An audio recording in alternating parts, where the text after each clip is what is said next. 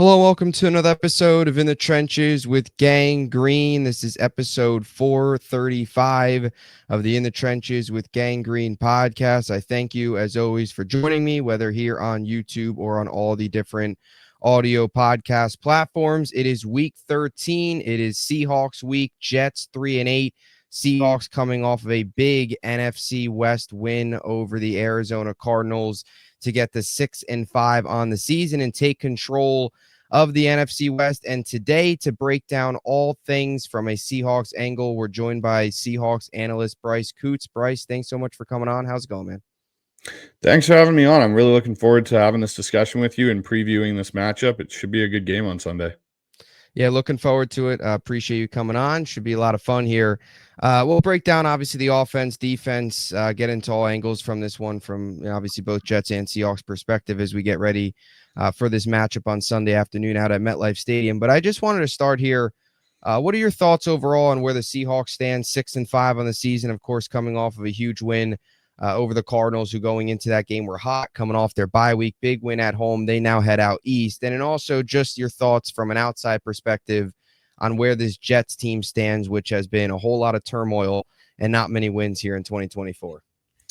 Yeah, sure. So with the Seahawks, they're going through a transition this year. Obviously, we've moved on from Coach Carroll and that kind of long regime that him and John Schneider had put together for over 14 years here in Seattle. So coming into this, this season for me and for my co-host on the show, Ryan, we basically kind of looked at Seattle and said, hey, like, we want to see progress with this team. We want to see changes to the, culture, to the attitude of this team. Certain games that we used to lose, we want to be able to win them when they were close and, see that structure is changing. And we've kind of seen that. Seattle started 3-0 to start the year, beat some pretty bad teams, then kind of hit a bit of a slide there with injuries and just not fully, I think, committing to, at least player-wise, committing to Mike Macdonald's vision and what he wanted to see done with the team. And that's expected. He basically inherited a roster from what John Schneider and Pete Carroll had kind of put together with very few changes. We'd brought in Tyrell Dotson and Jerome Baker as linebackers to replace Jordan Brooks and Bobby Wagner.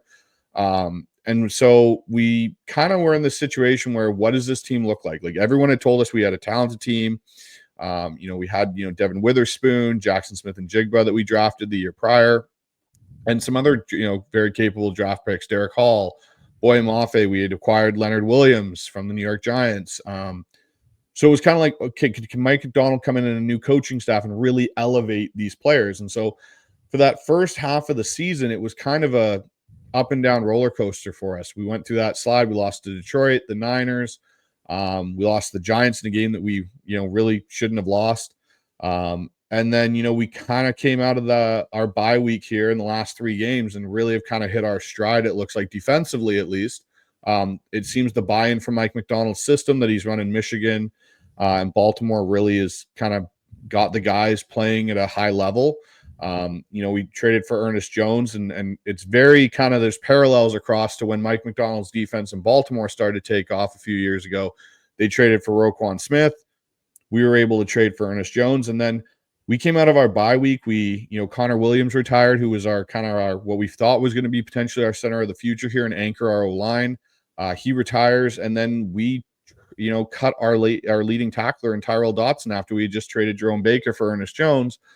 So you could see that there was certain things that probably over that bye week that had been discussed between Mike and John Schneider and that coaching staff of like, hey, we need to change some things here. I need guys that fit my scheme, what I want to do.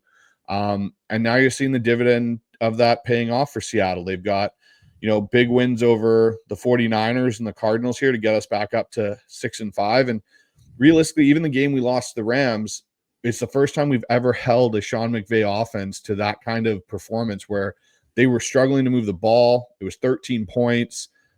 We kind of gifted them the win in a way by, a couple turnovers by Geno in the red zone area.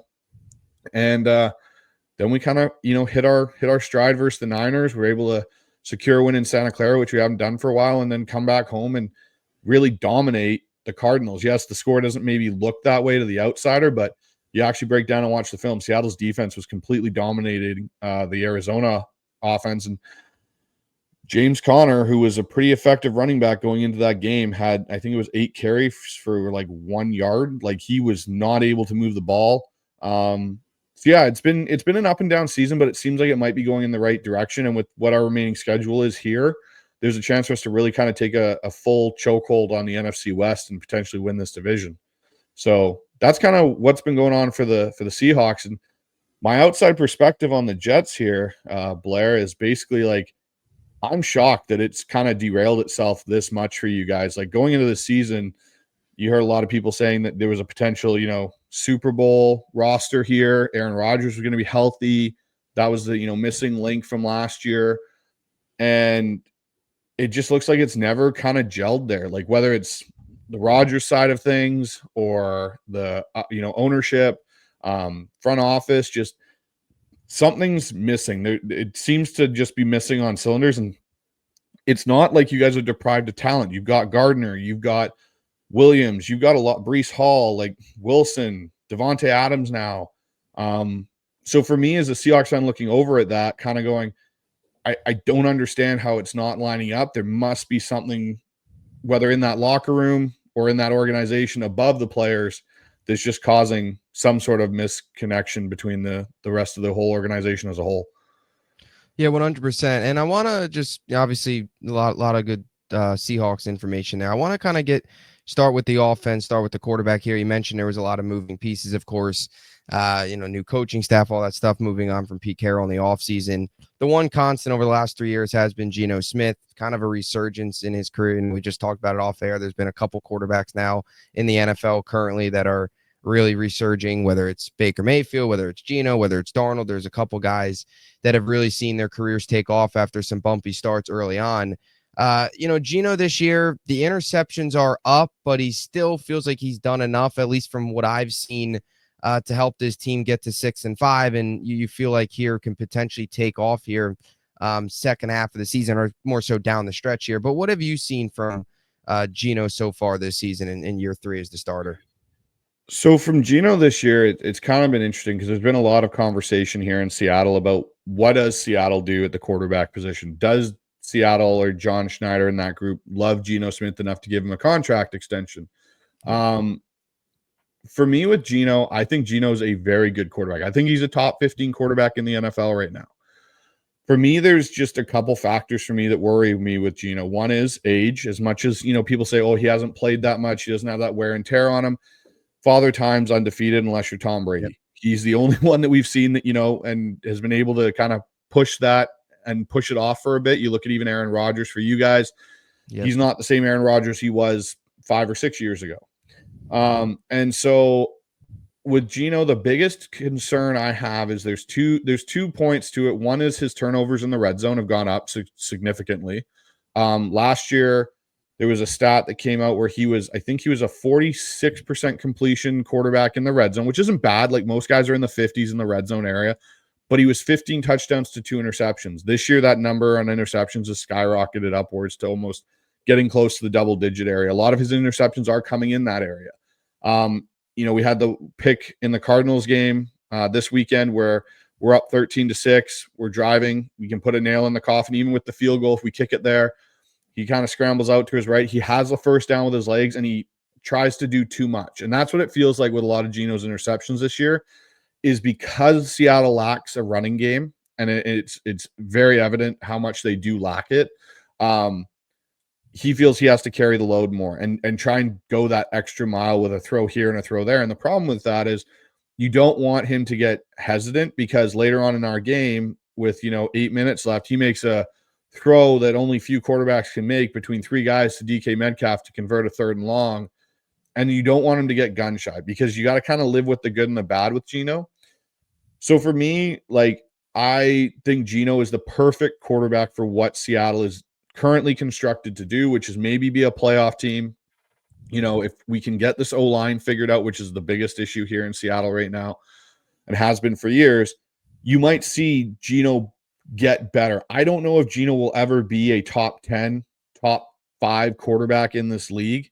But I definitely think he'll be hovering around that, top 12 to top 15 range, probably at least for a couple more seasons. Yeah, and you mentioned there early on, kind of just wondering what his future would be. I guess what would be like your gut feeling on what happens with him beyond this season? How much longer he's potentially here in Seattle? Do you feel it's results driven? Do you feel it's like what he's doing, team's doing? How do you feel they end up ultimately making that decision? It's going to be an interesting conversation over these next 6, 7 games for Seattle. Because he is under contract for next year. Yeah. It's not like he's a free agent going into next year, but his camp has come to John Schneider and kind of requested a, new contract, due to, Trevor Lawrence and Tua and a lot of these other guys making $50 million, $45 million a year now. And Geno's kind of in his cap area of 25, which is what his market was at the time he signed it. Seattle's kind of in an interesting situation organizationally. I don't know if they have to give Geno a new contract. Now, the reason I say that is because you can theoretically have him play. He can hold out, but it's not in his best interest to do so. And for Seattle, they do have Sam Howell, who we traded for this offseason. So you could see Seattle go, hey, if the Geno sputters down the stretch here, doesn't finish off strong, we could just turn this over to Sam Howell, who's on a rookie deal for another year. And then even if we have to extend him, it's not going to hurt us as much in the long run. Personally, I think there's a conversation to be had that if what Geno's doing this year continues and he continues to be, kind of the driving force of the offense, that Seattle may extend him 2 years. So kind of add another year or two onto his current 2025 contract that ends. And that would push him to about 37 in his age, 36. And in that time period, I think Seattle will draft a quarterback. I think that's something that John Schneider's been pushing off, even though he says every year at the beginning of the draft how he'd like to take a quarterback every year, like he did in Green Bay when he was part of the scouting department there. This year's draft class makes that interesting because of the lack of holes on Seattle's defense that need to be filled in the draft, that they may actually be able to take a quarterback like a Quinn Ewers, who's someone that's name's been thrown around a lot, or a Drew Allar, Jackson Dart type, and really let them develop. Then you're not forcing them in to start right away, and they can sit, learn behind Geno. And Seattle may carry 3 quarterbacks. They may carry Sam Howell again next year, or they may turn around and trade Sam Howell away and try and recoup some draft capital potentially in the offseason. Who knows? But overall, I think there's a pretty good chance Geno gets some sort of extension from Seattle. I don't know how long it will be for. Yeah, definitely something interesting to follow. Now, moving on here to the rest of the offense, to some younger pieces. I want to start here with the running back room. This season, it feels like the run game for Seattle's not really gotten off the ground, right? Kenneth Walker's first 2 seasons was phenomenal coming out of Michigan State, 24 years old. It felt like he was primed for a huge year 3 season. And it really hasn't happened. Yards per attempt is down. Yards as a whole is down. He does have, 7 touchdowns this year, which is, top 10 in the NFL. But what have you seen from Kenneth Walker and even Zach Charbonnet, the games that he had to fill in for Walker when he missed time? It's going to be an interesting matchup. It feels like this could be a game for Seattle where their run game breaks out a little bit, because the Jets, really up until last week, they were able to contain, or 2 weeks ago, because they're coming off their bye, they were able to contain Jonathan Taylor for the most part against the Colts. But the week prior, they let James Conner and Kyler Murray run all over them. So they've had struggles this season against the run. Could be a week for Walker to break out. What have you seen, though, from this run offense overall this season, 11 games in? So it's kind of interesting with Seattle. You've got two very drastically different running backs in Seattle between Ken Walker and Zach Charbonnet. You've got basically Ken Walker is your explosive edge setting kind of running back. He likes to get himself out to the edge where he feels he has more space. He really struggles to run the ball kind of right up where the gap or the hole is supposed to be. And it's gotten him into trouble. And it kind of happened, his rookie year in Seattle, the first half of it, he was very happy feet, would dance a lot at the hole and wasn't able to gain much, took more lost yards than, even net zeros. And then the second half of that season, he really got it driven into him to hit the hole hard and fast. And he kind of exploded the second half of that season. Now, this year, I think there's been a lot to do with the fact that Seattle's run game is kind of mixed. You don't know what they are. You don't know if they're a zone team or if they're a gap power running team. They kind of mix both of them. And I think a lot of that has to do with the offensive line. I like Ken Walker a lot because I see a lot of LaDainian Tomlinson in his skill set. He can catch out of the backfield. He's very shifty. He's explosive. I just feel for him right now. He has a tendency, because the run game is so what's the term I want to use here? It's very lethargic, that he's trying to make more happen than necessarily is there. And instead of just sticking to what it is and just pounding away and eventually he'll break it, he's trying to make bigger plays happen. Zach Charbonnet to me has been a major disappointment this year. Considering where we took him, which was in the second round, his big thing was supposed to be, he's a hard-nosed runner and he can pass pro extremely well. His pass pro has gone down this year. In our game against San Francisco a few weeks ago, he had a critical error where he allowed Nick Bosa to come in free and basically picked Abe Lucas off of Nick Bosa. And then even last week, again, he struggled with pass pro pickup. He can run the ball, but he's a downhill runner and he doesn't have a lot of breakaway speed. So in the sense with Seattle's offense right now, he doesn't fit the zone scheme and they're struggling to run gap power in a lot of ways with their offensive line. So Zach Charbonnet, you just see lack of production. So it'll be very interesting to see, like, maybe this game against the Jets, like you said, they have an opportunity to kind of establish some sort of a run game. But when we're seeing 22 carries combined for the running back room for like 65 yards, it doesn't give you a lot of hope. And just a stat here with Ken Walker, like, he has quite a bit of talent, but he only has 7 100-yard rushing games, and 5 of those came in his first year. So since that first year, and he's in year 3, he hasn't really produced. So that's, I think, a lot to do with the O-line. And I think it's just, sometimes him being impatient as a running back.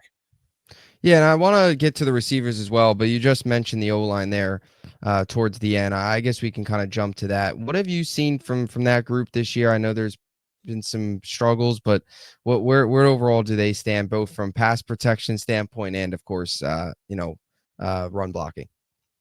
Seattle struggles is a nice way of putting it. Yeah. Seattle's offensive line has been putrid this year. Really, it has. Geno on average is getting sacked about 4 times a game. And sometimes it's on him for holding onto the ball too long, but a majority of the time there's just missed assignments.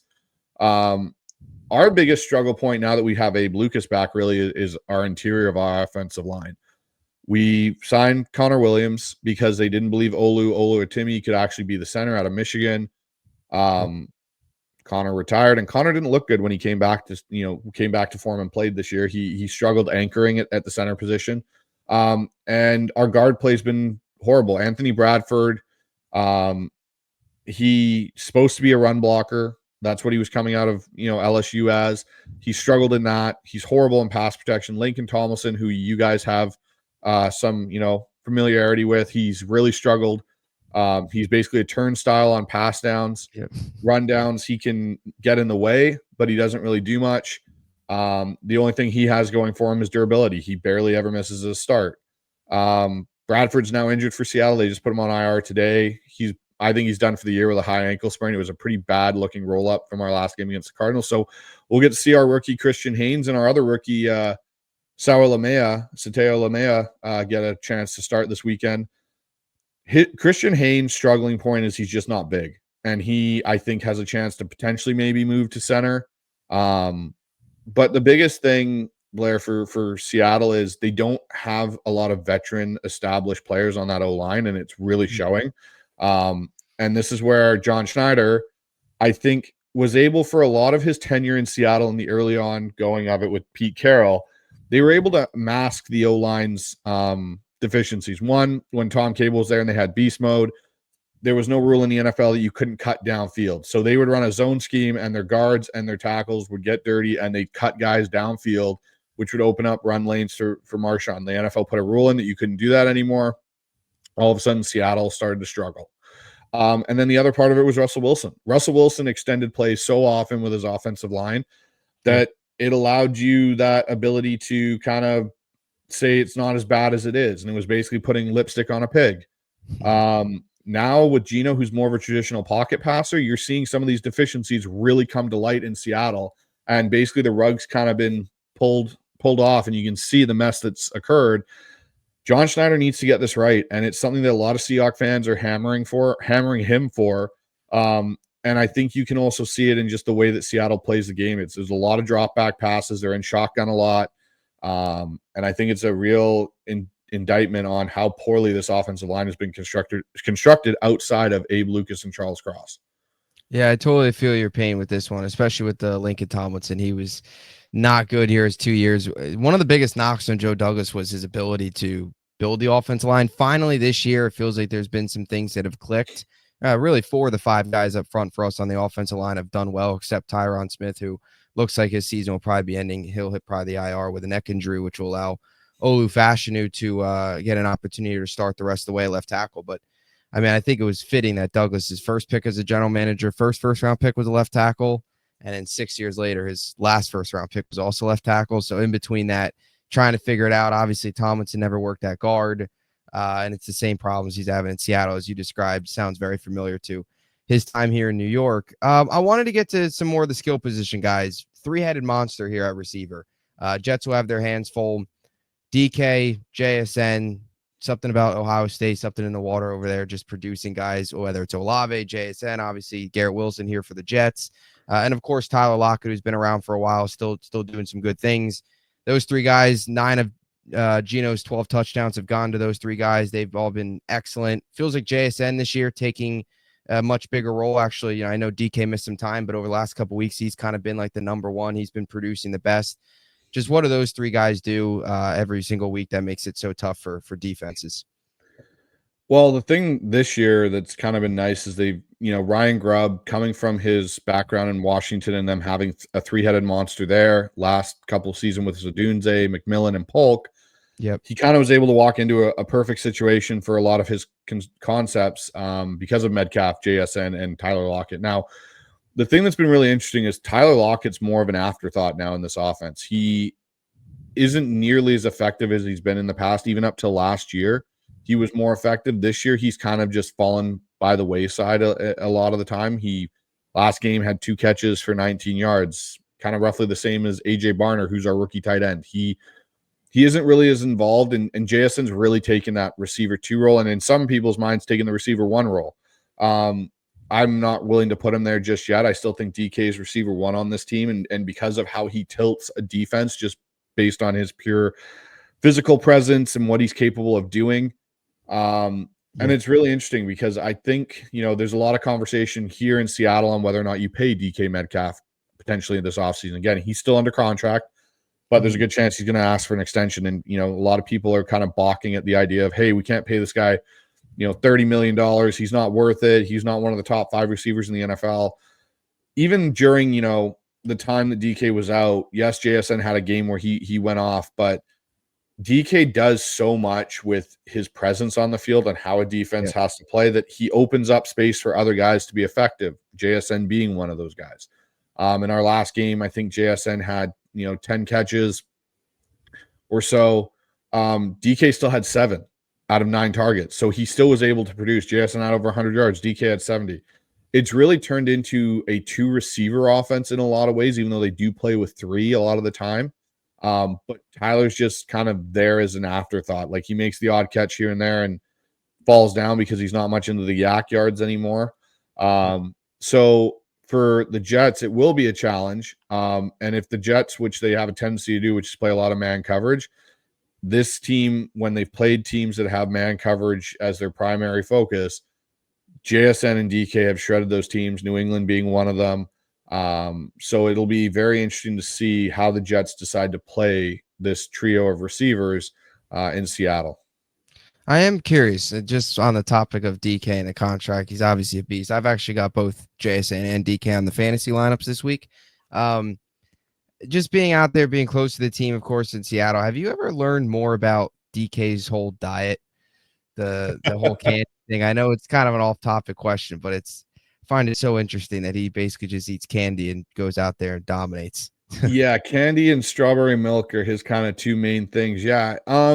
The more we've kind of been around the team and stuff and you hear things, he's gotten a little bit better with it. This offseason especially, he's kind of focused it in, but the man trains a ridiculous amount of his time and spends a lot of time making sure that he's in, peak physical condition. And he's kind of, alluded to the fact that, basically his cheat days are spent eating candy and strawberry milkshakes and so on. But no, he does a phenomenal job, taking care of himself. And he's kind of alluded to now he's doing a better job of it than when he initially came into the league. And I think that's why you see a guy like him sprain his MCL, which some guys would be out for a more significant period of time. And he's back after missing only a couple of games. So, that's one thing about DK that, I think people also forget, especially in Seattle here, because we're so close to the team, is his durability has been pretty phenomenal for a guy of his size and his physical stature. You look at guys like Calvin Johnson and Julio Jones and the injuries that caused them to miss a lot of time over their playing careers. We're lucky that DK hasn't had that in Seattle yet. Yeah, definitely. He's obviously just a menace out there for sure, and something to big name to look for here on Sunday. Once again, we're talking to Bryce Coutts here, Seahawks analyst. Want to switch over to the defensive side of the football. I know we talked about it a little bit off air. There were some early season struggles. Feels like the last couple weeks have really turned it on. You mentioned it early on last week against the Cardinals, completely dominated. James Conner's having a career year, completely took him out of the game. Had the pick six against Kyler on that 4th and 1. What have you seen from the defense overall this season, and specifically over the last couple weeks, which, similar to Seattle kind of turning their season around, it's been led by the defense, obviously having some positive performances? The big thing, I think, for Seattle, there's been a couple changes from the beginning of the year, personnel-wise, to now. We obviously have Ernest Jones. We have Tyrese Knight, our rookie linebacker that we drafted, playing. Kobe Bryant's moved into the other safety role opposite of Julian Love. And Josh Job's kind of taken over the third corner spot, which has allowed Devin Witherspoon to play a lot more in the nickel and in the slot, which has created some matchup issues for the defense and, or for the offense, I should say. And Draymond Jones has kind of come alive. They seem to have figured out how to use him. And, hopefully they can redo his contract in the offseason because they're paying him a lot of money for production, but not to what he should be. Leonard Williams has just been they finally figured out where to put him. And, for us, our two young edge players, Hall and Mafe, have really stepped up. A lot of it for Seattle, I think, is just they finally started to believe in what Mike McDonald on defense was preaching, like basically kind of the old mantra of do your job. They kind of went back in the bye week to their basics, and they really went back to their base installs and a lot of things. And it's allowed them, I think, to play a little bit more freely. They're trusting each other out on the field to be in the right spot and not trying to do too much. And that's where you see plays like Devin Witherspoon's this weekend, where he comes crashing in, is able to completely speed, turn, chase Kyler Murray and force Kyler Murray into an awful decision, which Kobe Bryant is then there to, reap the benefits of and take it back for 6. For me, Kobe Bryant's been a massive upgrade at our safety position with Julian Love. We started with Rayshon Jenkins this year, who we got from the Jaguars in the offseason. Kobe Bryant, we drafted, he played opposite Sauce at Cincinnati. And he was one of the best corners in college football, opposite of Sauce. And when we drafted him, he was never going to translate to outside corner in the NFL. So they moved him inside nickel. He created a lot of forced fumbles his rookie year. And then last year, unfortunately, the injury bug kind of hit him, and they drafted Devin. So Devin took over as a slot, and Kobe fell to the wayside. And, a lot of people in Seattle were saying, oh, he's going to get cut this offseason. And I kept saying, if they move the guy to safety, he's got such a, smart football IQ. He knows how to be around the ball and get his, opportunities with it. They move him to a safety spot, it might be the best thing for him. And sure enough, they've moved him to safety. He's been starting there since week 7. And currently he's ranked as like one of the top safeties in the NFL currently. Won defensive player of the week this week, which I'm not totally sure how he did considering how well Leonard Williams played. But, I list off all those names, and I'm not even talking about the guy that we took in the first round this year in Byron Murphy, who everyone thought was going to be a game wrecker. He's been kind of quiet lately. He's, got a lot of double teams he's dealing with, but it's kind of been a good, I think, learning curve for him. He hasn't been asked to be the guy on that defensive front. They've, had Leonard Williams, Jaron Reed, and a bunch of other guys be able to carry that bulk of that weight for him. Yeah, and I wanted to talk a little bit about Leonard Williams, another former Jet in this one. Obviously, Geno, Leonard Williams as well, spent really just former New York. I mean, he spent 5 years with the Giants, or more like 4.5 years with the Giants, spent 5 seasons with the Jets, getting drafted, obviously, in the first round of 2015. What have you seen from him so far this season? Of course, came over at the deadline last year. You mentioned it last week with the 2.5 sacks. Just what has he been able to bring to the table both last year and in this season. Of course, like you mentioned, successful week against Arizona. Last year when we acquired him, he brought a certain presence to the interior of our D line that Seattle hasn't had for years. I would say honestly, we've never really had a game wrecker on the interior of our D line. And he's flexible enough that you can move him around, right? You can play him coming off the edge. You can play him at the 3 tech, sometimes a 1 tech. You can even play him out as a 5 tech. So having his, flexibility in that regard was kind of a unique thing for Seattle. Very Michael Bennett-ish when we had Michael Bennett here, but he's a little bit more physically impactful when he plays. The nice thing that I've seen this year, though, with Mike Macdonald is how they're actually using him. Pete Carroll kind of got into a point if he was just a 3 tech and playing it, because at the time, last year and the year before that, Pete Carroll had kind of switched off the 4-3, really moved into what Vic Fangio was doing with the 3-4 kind of look that he was moving to in a bit of a bear front kind of thing. And so it kind of put this weird stress on Seattle's defensive line because they had guys that didn't really fit what they were trying to do schematically. They had guys that were more accustomed to what they had played prior in Seattle in their 4-3 under and over kind of sets. But so the thing that's very interesting now is Leonard Williams is all over the place. I think they've really found a home for him, kind of playing the same role that Justin Menabikwe played for Baltimore last year. And you're seeing this last game against the Cardinals, even the San Francisco game, Leonard Williams was extremely impactful in the run game. I can't even remember what his stat line was. It was a ridiculous stat line in this last game. He had, I think it was like 6 tackles, 4 for a loss, 2.5 sacks. Like, that's as much as a game-wrecking game you can have, and completely disrupted Kyler Murray all day. So Leonard Williams has had a huge impact, and leadership-wise too, he's made a huge impact in Seattle. Yeah, definitely. And I want to get to as well the secondary here, because I know you touched upon it a little bit. Another guy that actually came over too from the Giants. Feels like this is a big New York reunion. This one was Julian Love, obviously the safety. What have you seen from him this season? What does he bring to the table? And obviously a guy that spent last year with the team as well. So yeah, Julian Love was a very sneaky signing by John Schneider and Pete Carroll last year. We obviously last year had Quandre Diggs. We had Jamal Adams, who we had actually got from the Jets. And Julian Love didn't really get on the field much until the team kind of figured out Jamal Adams couldn't be who he was prior to his injury. And Julian finally got to play more. Once Julian got on the field and was playing with Quandre and they kind of started becoming a tandem together, you got to see what Julian Love's capable of. And he's an extremely intelligent player. He covers a lot of ground. And he's a sure tackler in a lot of ways. And so that was the one thing for me when they moved on from Quandre and Jamal this offseason. I was really interested on where they were going to play Julian. Where does he fit in what Mike Macdonald did? And, a lot of people wanted to go get Geno Stone this offseason from Baltimore, bring in a connection for Mike Macdonald. And I was kind of maybe that happens. But, let's see what Julian Love can do in Mike Macdonald's defense. Maybe he'll use him. And I think, Julian Love's a better overall player than Geno Stone, just pure athleticism and things he's capable of doing. And you've seen it. There's a play in this last game on 3rd down where he comes flying across. He almost picks it on the sideline, which would have been a sure completion to Marvin Harrison Jr. He's flying around. He's doing a really good job of communicating. He's definitely one of the key communicating guys for this, besides Ernest Jones on this defense and getting guys lined up correctly. And you can see, like, he's played in the box outside of playing free safety, which he's played 429 snaps this year.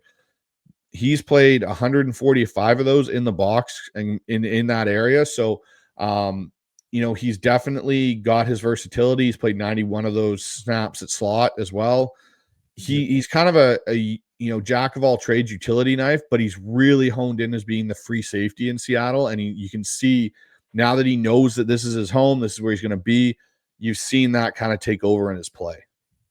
So as we kind of start to wrap things up here a little bit, just wanted to kind of go over, the whole roster once again, offense, defense, any under the radar guys that we haven't yet talked about or that you want to bring up that could make an impact in this game, any X factors and even matchups to watch as well heading into Sunday.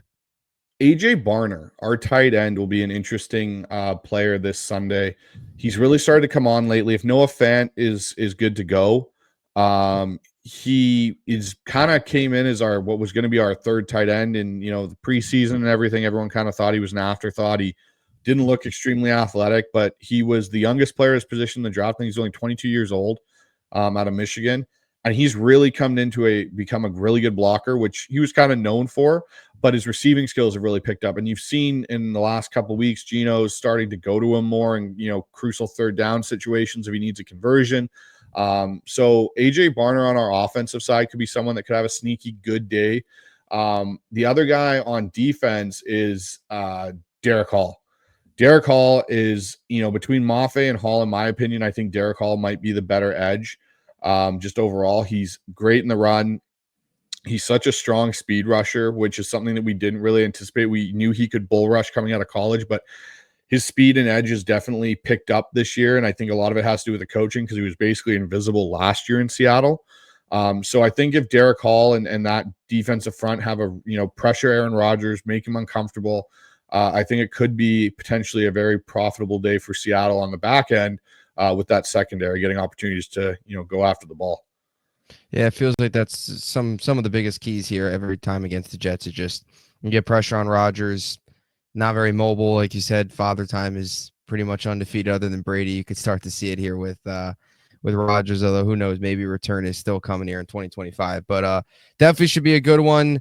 I guess overall, what is your level of optimism headed into this one from a Seattle perspective? I know from a Jet perspective, I definitely think the Seahawks will probably win this one, but I totally get that feeling right now of the trap game. I believe you guys have Arizona again next week too, right? So it's kind of like Arizona 3-8, Arizona again on the road, East Coast. Definitely, I get that feeling for sure. I feel it could be a trap game for Seattle. If Seattle's defense can travel as well as it's played the last couple of games, they, went down to Santa Clara and play, which isn't much of a time zone jump at all for them. But if they're able to travel that defense and they're able to kind of come out and set that tone initially with their defense, shut down your run game, force Aaron Rodgers to be uncomfortable because they're able to create pressure, I think Seattle's offense might be able to kind of get in a bit of a groove. I do feel confident Seattle can pull us out. But I don't think it'll be a blowout like some people may think. I think it might be a closer game than people initially anticipate. Seattle's averaging, I think it is about 23, 24 points a game roughly this year. I could see them maybe getting to that potentially, but I don't think it'll be a situation where you're seeing some 42-6 score. I think this game will be a lot closer than people initially thought. Yeah, it would be an interesting one for sure. And the Jets this season have been in a lot of close games and have found, unfortunately, ways to lose those games in a variety of different ways, whether it be penalties, turnovers, missed kicks. So we'll see what this week has in for store. Any other closing thoughts? And as also really appreciate you coming on. And where can everybody find you? Your Twitter, your YouTube, all that good stuff to find your work. Yeah, so me and my co-host Ryan McMillan, we have the Hawk Zone Rundown podcast. We started that this year. You can find us on YouTube, all the audio podcast platforms. We'll have our preview show out probably on Friday night. It'll be up on our YouTube and audio platforms, kind of previewing this Jets matchup. And then yeah, that's basically kind of it from our end. Other than that, it was a lot of fun being on here. Love talking with opposing podcasters and such on the upcoming matchups that our teams are going to face. So it'll definitely be an interesting game on Sunday, and I think it'll be a good one. Yeah, for sure. Really appreciate you coming on. It was a lot of fun. Always enjoy this as well. Everybody stay tuned. We'll have a lot more content coming your way as well here before Sunday's matchup against the Seahawks out at MetLife Stadium. Stay tuned. Appreciate you all for tuning in. And as always, JETS, Jets, Jets, Jets.